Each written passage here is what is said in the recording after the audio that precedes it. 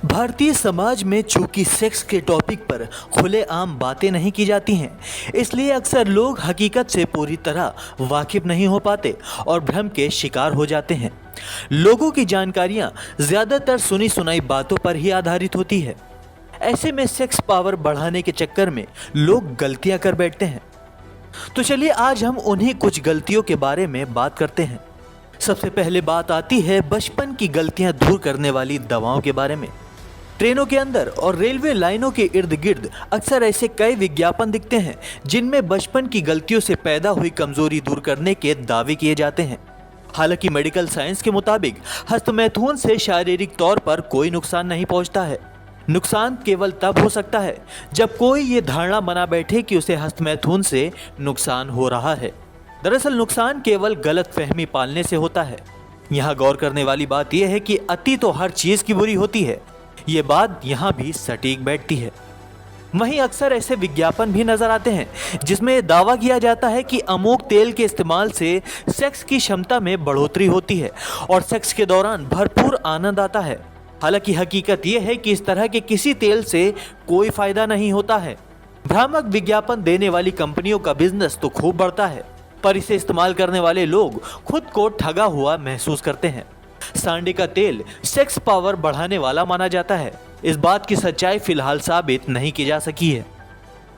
कई बार लोग किसी के कहने पर अश्लील किताबें इस उम्मीद से पढ़ते हैं कि इससे कामोत्तेजना में बढ़ोतरी होती है। यह धारणा भी पूरी तरह से गलत है। दरअसल इस तरह की किताब वासना भड़काती तो हैं, पर आगे चलकर नुकसानदेह ही साबित होती हैं। वहीं कुछ लोगों का मानना है कि अंडे खाने से शरीर में गर्मी आती है, जिससे सेक्स के दौरान फायदा होता है। बादाम, अलसी, सोठ आदि चीजें भी गर्म तासीर पैदा करने वाली हैं, पर यौन संबंध के दौरान शायद ही इसका कोई फायदा मिलता हो। रीति क्रिया के आनंद को बढ़ाने में शराब भी कोई मदद नहीं करती है।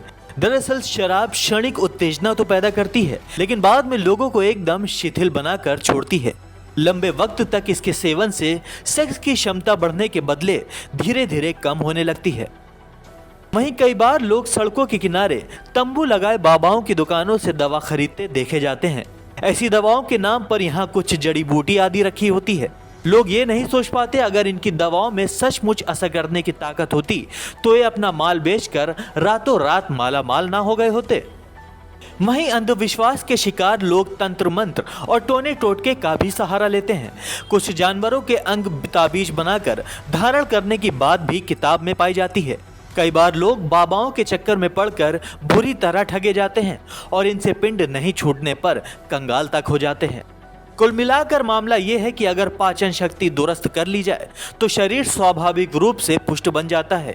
इससे केवल सेक्स ही नहीं बल्कि हर काम के लिए स्फूर्ति और बल मिलता है।